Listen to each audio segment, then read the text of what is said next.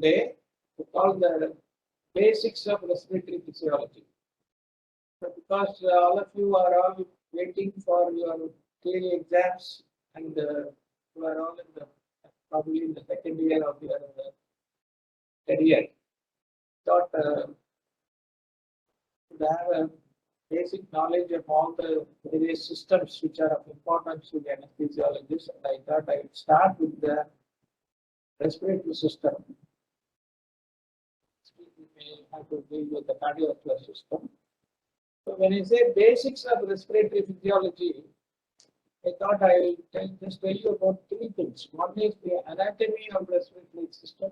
Second is the physiology of respiratory system. And third is the pharmacology of respiratory system. So the commonly asked questions in the examination in the theory paper you will get before parts in the respiratory system which are repeatedly again and again asked in the examination. One is the anatomy of the lateral wall of the nose.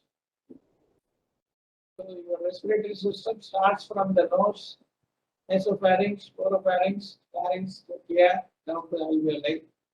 So lateral wall of the nose is one important question. It may come in the theory paper. The second, when you come down, the anatomy of the larynx, it is very, very important, both from theory point of view and your practical point of view. So you have to know all about anatomy of the larynx. The third is the anatomy of the tracheobronchial tree, which is again another question which is commonly asked in your theory exam. And the knowledge of that is also very important for your day-to-day practice knowledge. And the fourth question is anatomy of diaphragm. So these are the four questions or topics which you have to know in anatomy with regard to the respiratory system: lateral wall of the nose, larynx, tracheobronchial tree, and diaphragm. Okay. Now coming to the anatomy of the lateral wall of the nose. What are all the structures that you will see in the lateral wall of the nose?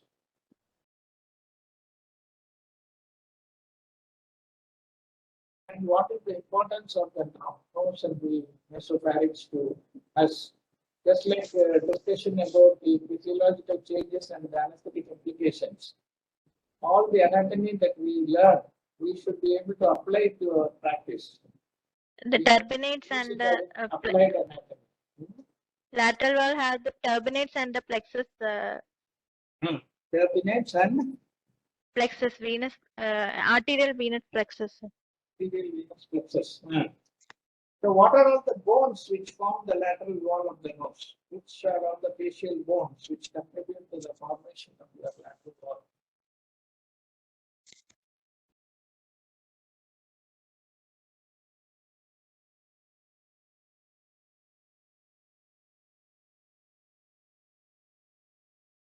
Have time to prepare all the things. Kamachi, are you there? Share the screen.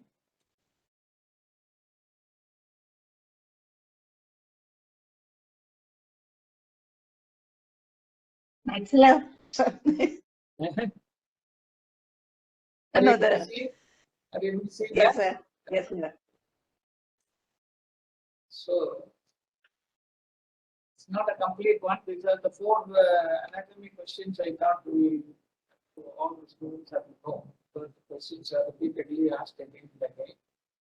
Coming to the physiology, these are all the things that we have to know: lung volumes, capacities, complaints, resistance, dead space and shunt, alveolar ventilation, oxygen cascade, flux and transport, carbon dioxide transport. These are all the basic physiology topics which should be aware. Coming to pharmacology, you have to know about the bronchodilator and colitis. So I just started preparing the afternoon so that you have time to go through the entire thing. So if we see the lateral wall of the nose, these are the turbinates, which are there. Three turbinates are there: superior turbinate, middle turbinate, and inferior turbinate. Okay, so these are all nothing but the role of projection of these on bones, which are covered by mucous membrane. And the pieces in between these turbinate bones is called the concha. Concha is nothing but a like a shell which you see in the sea. And the seashore, you go there, Tamil Sangum Sangam. So Sangu a role Mali is called a naphtha. So you have a superior, you have a middle and inferior, into which some of the sinuses around the nose and the face, they all drain. See, the middle meatus drains the maxillary sinus. Then there is an inferior meatus. There is also a sphenoidal bruises, inferior meatus. All these things, they drain the various sinuses around the nose. Now, the bones which form this nasal cavity or the lateral bone are the nasal bone, part of the maxilla, which is the frontal process, medial surface of maxilla, and medial wall of maxillary sinus. So, mainly nasal bone on one side and maxilla on the other side. These are the two basic bones which form this bone. And the blood supply to this is very important because whenever you try to do a nasal intubation, sometimes if you are dramatic in your approach, you may cause a severe amount of bleeding. So because of the rich blood supply is there.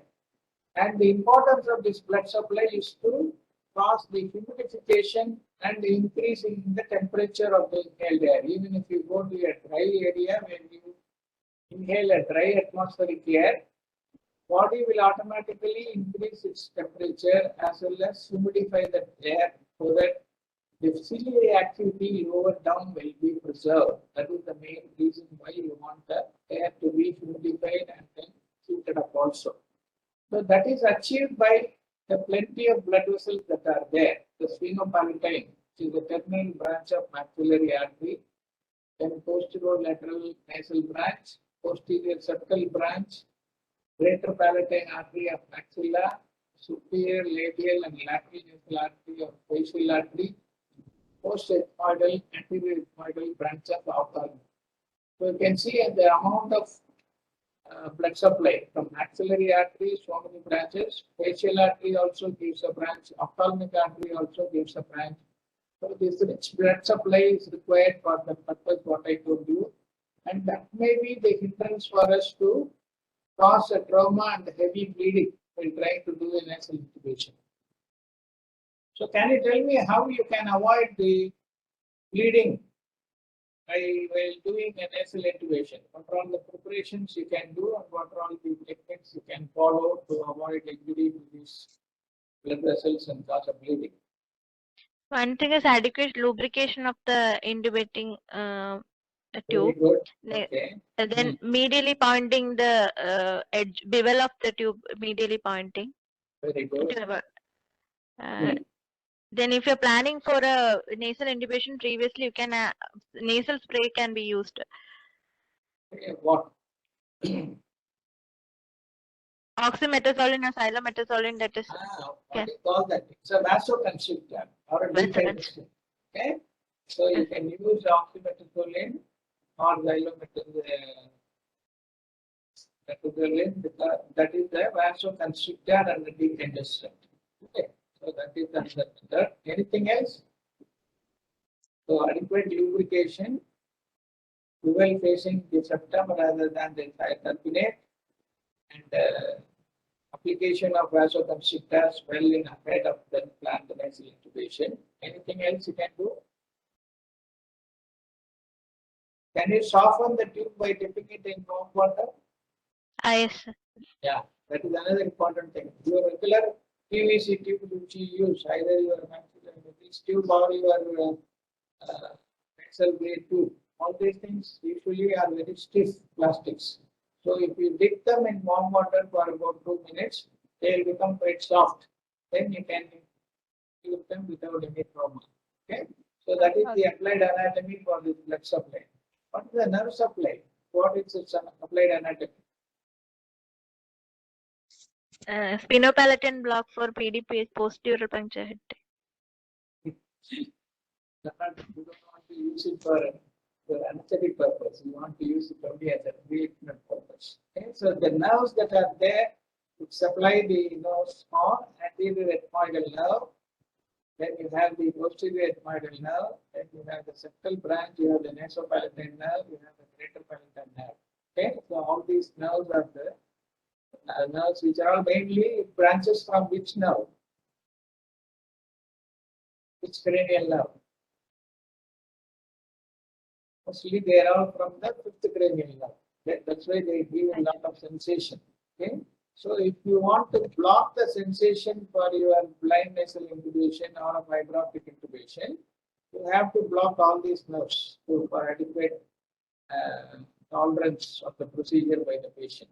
Okay? So how can you block all these nerves? What are the techniques that you use? Nebulization with the Nebulization, is it the best option? Nebulization makes a larger particles which can go down. first packing, nasal packing with Yes, nasal packing. So when you do the nasal packing, how will you do? Is there any particular technique by which you can do that? from posterior to You have to pack them in this frontal area between the turbinates. You know, they told you this is the recess here. So you can actually stuff the glass piece soaked in local anesthetic. Which local anesthetic you prefer to pack for the surface application? What is the lignocaine with adrenaline. lignocaine with adrenaline? What percentage of lignocaine? 4%. 4% lignocaine. Yes, you have to apply 4% lignocaine soaked glass piece.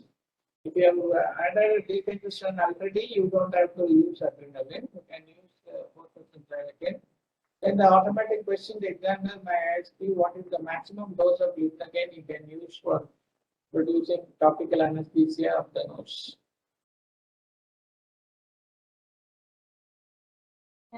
How much of lignocaine is there in 1 ml of 4% lignocaine? 40 mg per 40 milligram. Very good. So 1%, 1 ml contains 10 milligram. That is the easy way to remember. 1 ml of 1% contains 10 milligram of the drug. So if it is 0.5%, 5 milligram. If it is 0.25%, 2.5 milligram. If it is 2%, 20 milligram. If it is 4%, 40 milligram. So when you use 40 milligrams per ml or 4% solution, what is the maximum volume this local anesthetic you can use? After calculating the toxicity dose, 7 milligram per kilogram of lignocaine With adrenaline, 7 milligram. Without adrenaline, 4 milligram. 4 milligram. That is the calculation that you have to remember. So that is a common question they will ask. So if you are adding adrenaline, you can go up to 70 milligram. So if the person is 70 kg person, 70 to 7 is 490. 490 divided by 40 is about almost 10 ml you can use. 10 to 12 ml you can use. Okay. So that is a, so you must know the total volume that you can safely use without, because why you are worried about toxicity here? After all, you are not injecting, but you are only applying it on the surface. Why you are worried about toxicity here?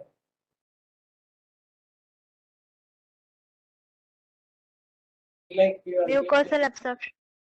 Mucosal absorption of local anesthetic is, so what technique it is compared to, or what process it is compared to? Application of local anesthetic to mucosal surface causes rapid absorption of local anesthetic as a blotting paper absorbs the ink. All of you would not have even seen that. I think nowadays with the ball pens and other things, I mean the pens that we have now. Those days we used to have pens which are filled with ink. Okay. So in order to remove the excess ink while writing, they used to have a paper called blotting paper. Once you apply that, it will immediately suck out all the excess ink and remove that excess ink. So the description of comparison made to the absorption of local anesthetic from mucous membrane is to that of a blotting paper absorbing the ink from the writing surface. Okay. So that fast absorption can take place So you have to be very watchful in the correct dosage to prevent the toxicity of the brain. So these are the techniques you can apply the gas pieces in the pieces here and also towards the septum and towards the roof where the ethmoid bone is coming. So to this portion you have to go to block all the ethmoid bones. The septal branch, all the things if you block, patient will be very comfortable. Okay, so these are the two important, rather three important applications of the lateral wall of the nose. One is the rich blood supply physiologically helps in warming the inspired air and also humidifying it. Number one. Number two, the rich blood supply can cause bleeding, traumatic intubation can cause severe bleeding. Third, application of local anesthetic for any procedure like intubation, blank intubation, or microscopic scopy. This knowledge is very important. So that is the reason why they ask you about the anatomy of the lateral wall of the nose and its applications to anesthesia or implications to anesthesia.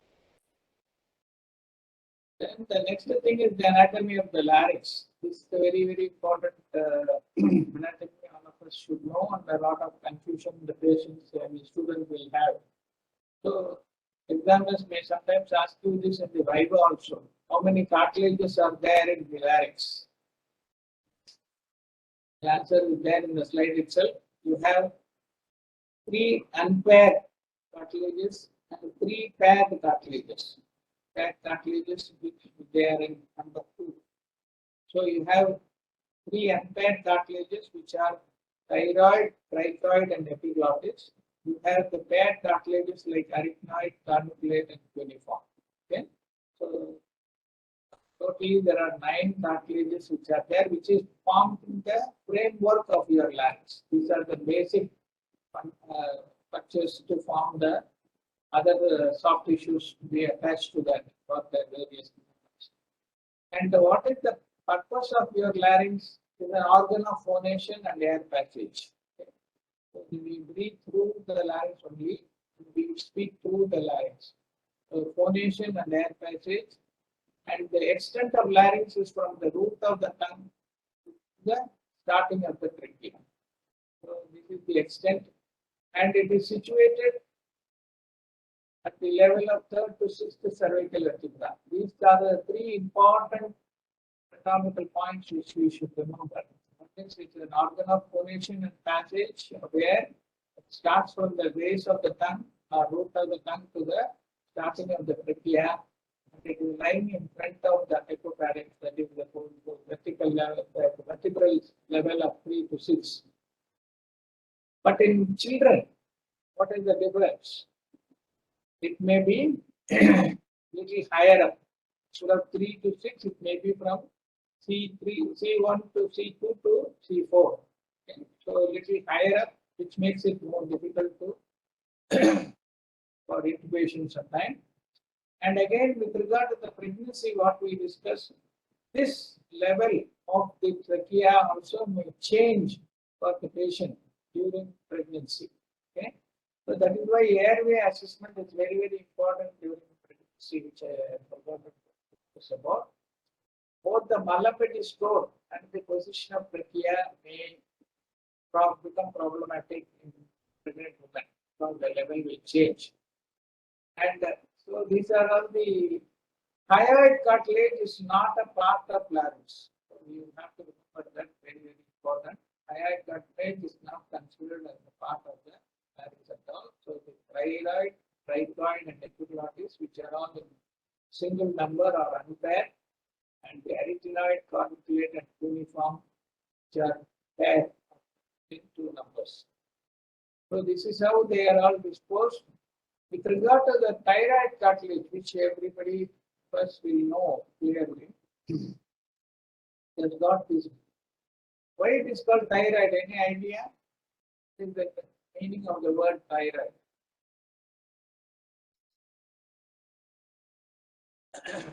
Dr. Ramu, are you there? Yes, sir. It Meaning of this word is behind shield. It is looking like a shield, shield. you know. So the Shield, Roman shield. warriors, when they go for fight, they will all be holding it. see these pictures.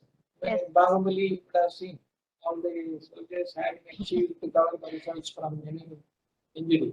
So thyroid is the actual meaning of the word thyroid is a shield. So it looks like the shield and it has got Okay. two cornua, superior cornua and inferior cornua, and there is an angulation. So one of the common questions they ask you is what is the angulation and what is its importance? They're not symmetrical. They come and meet at an angle. So what is the angle it forms in the male and what is the angle it forms in the female? Adam's apple. Adam's apple is formed by this angulation. Very good. That is for the male. And what is that angle? It's almost about 90 degrees. So if you see this, you know, even though it is looking like this, it is about 90 degrees. Whereas in women, it is broader, it is obtuse, almost 110 degrees. That is why you don't see that prominence here. Okay. So it is 90 degrees in men and 110 degrees in female. That is the importance of this Adam's apple or formation of this Adam's apple by the angulation of the two laminae meeting in the midline. And this thyroid cartilage is very, very important because all the attachments of the vocal cords are done here mainly. Okay, at the back of that you see that this is all attached to that. Then the cricoid is there below, and the epiglottis is there at the inlet to the larynx. Okay, these are the unpaired cartilages. And the peculiarity of this cricoid cartilages, it is a small rim-like thing in the front and not a big base at the head. So it is more broader at the back and it is thinner in the front. And it articulates with mainly to what is called this arytenoid cartilage. So cricoarytenoid is a very important communication. And there are small membranes or ligaments spreading between these two. The membrane between the thyroid and cricoid is called the cricothyroid membrane. What is the importance of that? Cricothyroid. Cricothyroidotomy can be done. Front of neck axis. Cricothyroid, emergency airway. Whenever you have a difficulty in fast ventilation and difficulty in intubation, can't intubate, can't ventilate scenario, the front of neck axis for an emergency airway establishment is done by piercing or making an opening in this cricothyroid membrane or the ligament. Then inserting the tube. Similarly, there is a membrane going, even though hyoid bone is not part of your larynx, there is a membrane or attachment going between the thyroid and the hyoid.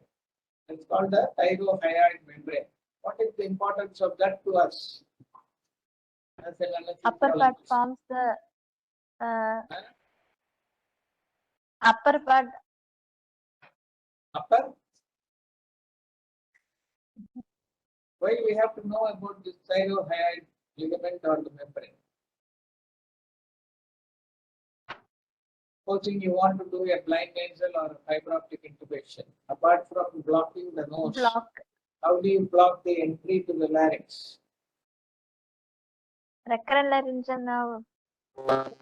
Do you block the recurrent laryngeal nerve? With the superior branch of the external laryngeal nerve. Okay, so that would be main sensory supply. So if you want to block the external laryngeal superior branch, you have to inject the local anesthetic into the thyrohyoid membrane, that is below the cornua of the hyoid cartilage and above the cornua of the thyroid cartilage. This area bilaterally you have to inject 1.2 ml local anesthetic where the nerve will emerge. Okay, so that is another important applied anatomy for all of us. So for protection of anesthesia for the entry to the larynx, this is the external method of blocking it. Another thing is you can inject the local anesthetic directly into the trachea in between the tracheal rings or even through the cricothyroid membrane. So cricothyroid membrane can be used both for emergency airway access as well as for anesthetizing the lower trachea by piercing it and injecting about 2 to 3 ml of 2% xylocaine into the trachea directly. So intratracheal injection can be done by using the piercing disc membrane. Blocking the external branch of the superior laryngeal nerve can be done by injecting the local anesthetic here. Okay, and these are the lateral views where there are all the attachments are there. This is the fusiform cartilage and the thyroid. All these things are there. And the most important slide anatomy for this is the vocal cords, how they are moving, what is their mechanism of action, what are the muscles controlling their movement. So these are the things. This picture will clearly tell you what are all the muscles which are able to move that. A thyroid, lateral trichotillid muscles. All these things you have to learn. Remember that. So any injury to the recurrent laryngeal nerve will cause a damage to the front of the vocal cords. Okay? You can describe about the various types of injuries that can happen to the recurrent laryngeal nerve, which will affect their movements, either partially or totally. So the common question they ask you is, which is the most dangerous type of recurrent laryngeal nerve injury? Or what are all the types of recurrent laryngeal nerve injury and what is the most dangerous among them? Bilateral abductor palsy will cause.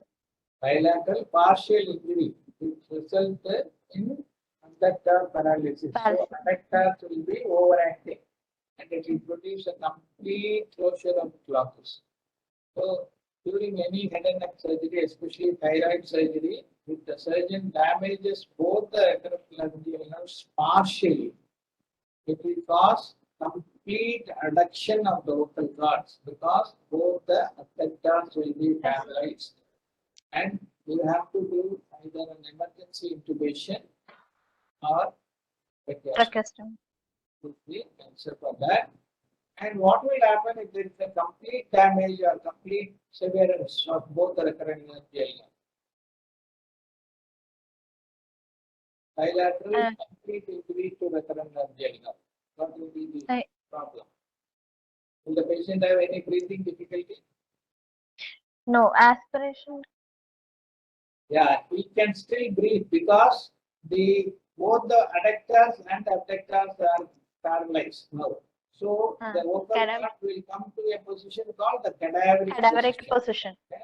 And it will not have any sensation below, and so aspiration also will happen. And phonation will also not be possible. So absence of phonation, aspiration chances are the risk, but patient will still be able to breathe. Bilateral, total recurrent laryngeal nerve. Okay. Whereas a unilateral injury, whether partial or complete, does not cause much of a problem. It will cause only a hoarseness of voice, and the other vocal cord will try to compensate, and phonation also will be difficult. Okay, so hoarseness and difficult phonation, but breathing will be little difficult, but not completely obstructed. But bilateral partial injury is the most dangerous method that you have to have time to this. Stop sharing here. Back.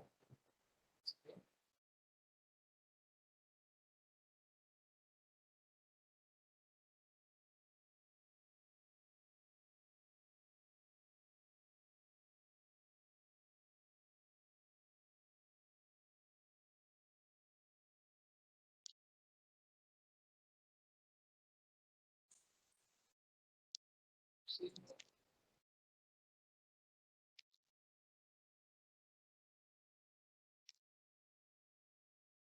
Am I audible?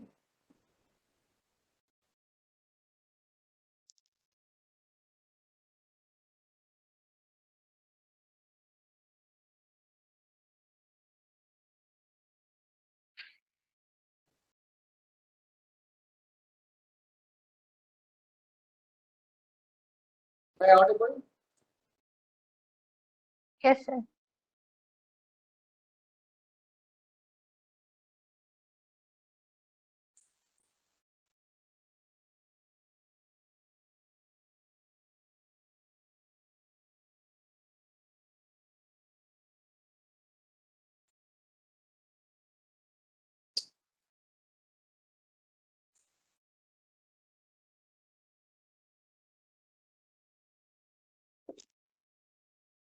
Am I audible, sir?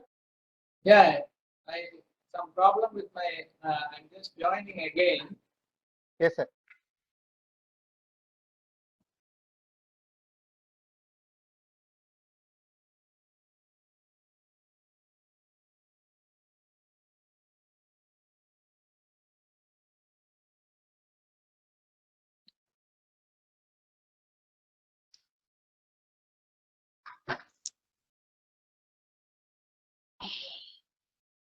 Okay. Hear me? Am I audible? Yes, sir. Yes. I can hear, sir. We can hear, sir. Right. So, the importance of anatomy of larynx. Then you can. Third thing is about tracheobronchial tree. So, for tracheobronchial tree, you have to start with the trachea, go down, how they divide, and then go up to the lung. So, here you have to remember about the Weber's classification. Weber's classification of the various divisions of trachea.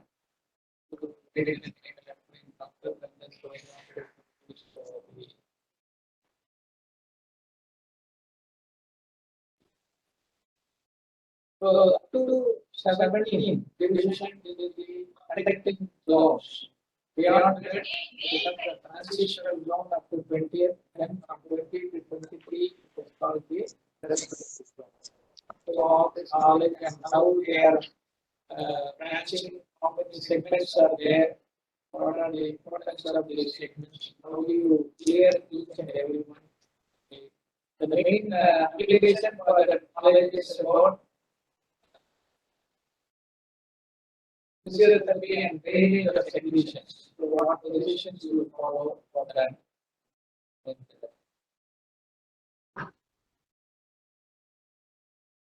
So that is about tracking from this. Then coming to the last part, diaphragm, that is also a question that is repeatedly asked. So that will go with the attachments, the openings that are given there, what are the types of muscle fibers for which the diaphragm is made about, then how is it moving, what are the reproduction and what is the mechanism of the movement, what happens, happen, or things about diaphragm. Somebody has a problem with my. Sir, you can close all the windows, sir. Actually, you can close all the windows. The smaller windows in your screen, and we can stop sharing, sir. You have to stop sharing. Sharing option is not seen here. It's in the top center, sir. If you move a cursor to the top center, it will come. Or let me do it myself, sir.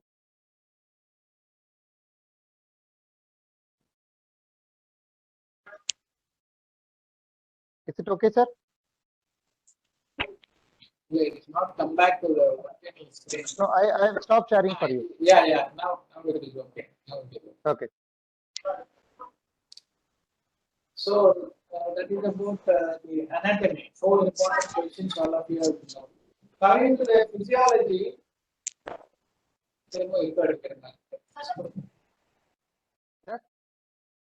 I am feeling an echo when I talk. Is my voice is clear? Yes, Yes, sir. sir. Clear for all of you? Yes, sir. Okay, right. So in physiology, you have to know about all the subdivisions I told you. So mainly about how the air goes in, how the body receives the oxygen, how it is distributed to the various tissues, and then how carbon dioxide transported back, how it is eliminated. This is the main function of your respiratory system. So there they can ask you all about the various volumes and capacities. So what is a tidal volume? Why it is called tidal volume? You can answer. What is the definition of tidal volume? Why it is called the tidal volume?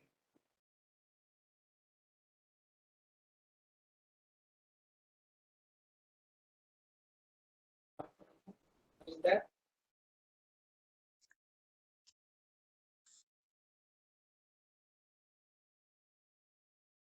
Anyone answering? What is the definition of tidal volume?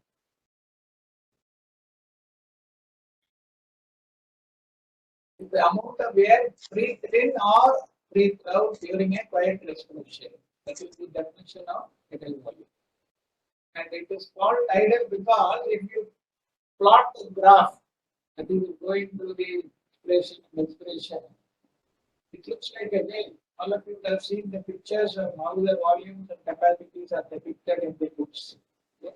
So when you plot both the inspiratory and expiratory tidal volume, the plot them together, it goes like a sea wave, tidal wave. So that way it's called the tidal volume. And the normal value is about 1000 ml per adult male, 400 ml per female.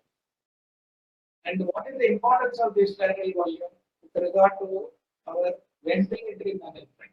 How do you calculate setting the tidal volume when you want to put a patient on a ventilator?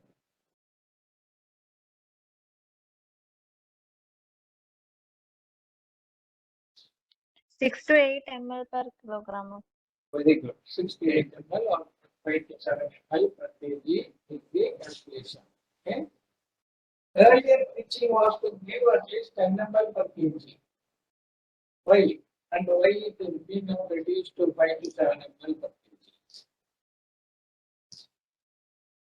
Any reason? Any idea? Earlier we had circuits which had a lot of expansibility.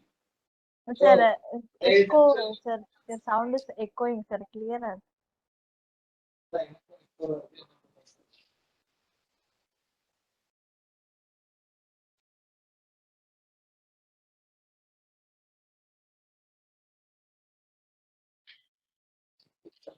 Now it's better.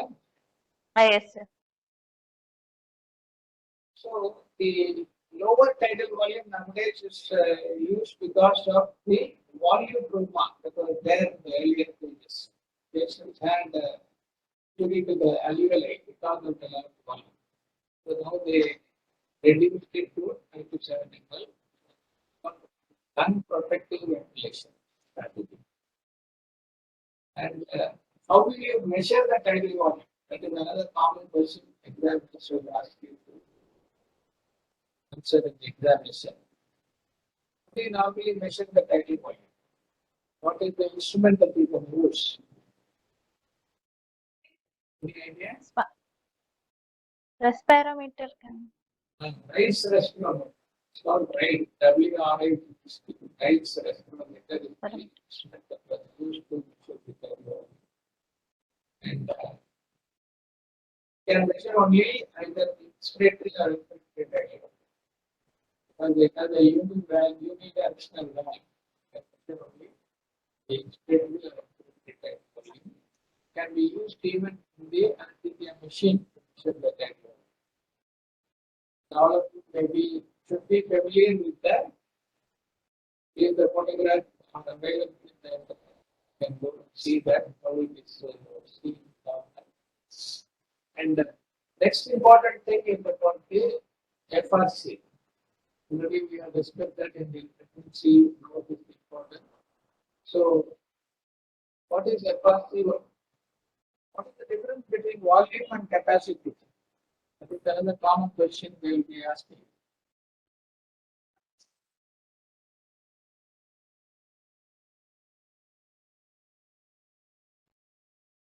Maximally breathing time capacity, and then a quiet breathing. Capacities are nothing but a combination of volumes, or two or more volumes. Okay? So whenever you say, so volumes are measured and capacities are calculated. So volumes are measured values, and once you measure the value, supposing you take the tidal volume and the inspiratory reserve volume, it becomes inspiratory capacity. If you add the tidal volume to inspiratory capacity and expiratory capacity, it becomes vital capacity. If you add residual volume and the expiratory reserve volume, it becomes functional residual capacity. So capacities are nothing but addition of two or more volumes that are directly measured. Okay, that is the difference that we have to know about that. FRC we have already discussed. What are the conditions in which FRC will be decreased? Can you enumerate the conditions where FRC will be decreased? Can you Pregnancy. actually remember? Huh? Pregnancy, pediatric, Pediatric, old age people, age, obesity. obesity.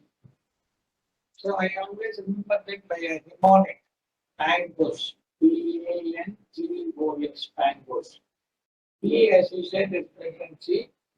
A is ascites. N, neonate. G, general anesthesia. O, obesity. S, surgery. The upper abdominal surgery. P, A, N, G, O, S, PANGOS. Pregnancy, ascites, neonate, general anesthesia, obesity, surgery. These are all the conditions where FRC is reduced, and we have already seen the ill effects of the reduction of FRC. Patient will be saturated more faster. Okay. And one important measurement is our calculation is the vital capacity. But why it is called vital capacity?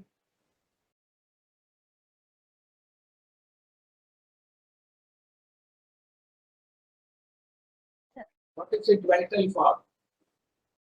The word vital means very important, isn't it? Yes. So the capacity is called vital because it is very important. What is it important for? Important for your ability to cough.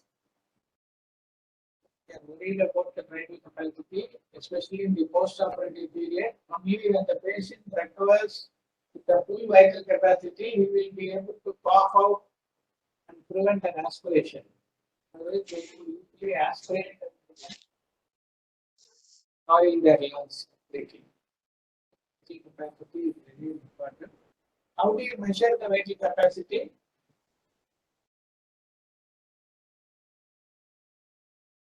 Inspiratory capacity plus. How do you measure the vital capacity is the question. Not asking what components make the vital capacity. How do you measure Helium the dilution patient? technique. Ask the patient to inhale as much as possible and exhale as much as possible. This is important. So the exhaled amount of air is calculated. That can be measured with the right spirometer also. Okay? So the same instrument with which you can measure the tidal volume, can use it for measuring the vital capacity also. The vital capacity measurement is done after asking the patient to inhale maximally and exhale maximally. But if you ask them to exhale maximally and as fast as can, then what do you call that? Post vital That capacity. is what we call forced vital capacity. Okay, if you do it at a very relaxed manner, taking your own time, it is just called vital capacity. But if you do it as rapidly as possible, along with as much as possible, it's called forced vital capacity. So, what is the importance of forced vital capacity, FVC and FEV1? In respiratory obstruction, respiratory tract obstruction, it will be reduced. In COPD, Very good. bronchial asthma. So, important for this is to find out the ratio between the FEV1 and the FVC. FVC, What is the normal ratio? 0.8. More 0.8. more than 80%. Very good. So that will be important thing that you have to know about volumes and capacities, the measurement. But you have to know about the planes and the resistance. How much I think some problem with my audio. Shall we stop here and then see next week? Yes, sir. Yes, sir. Your audio is actually having some problem. Correct, sir. Yeah. Also finding it difficult. I will improve on that PPT also next week. I didn't have time to prepare it completely. So Yes, sir. we continue with that next week and then we can get. Yes, sir. Thank you very much.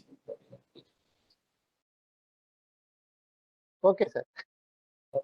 Next week, case presentation. What case we can have, sir? We'll go for we continue the same pregnancy pH. Yes, sir. Yes, sir.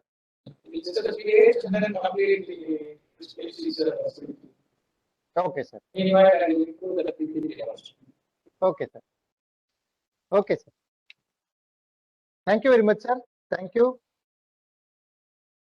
Thank you, dear students. And next week we'll meet again Tuesday and at around 5 o'clock. Thank you all. Thank you, sir. Thank you.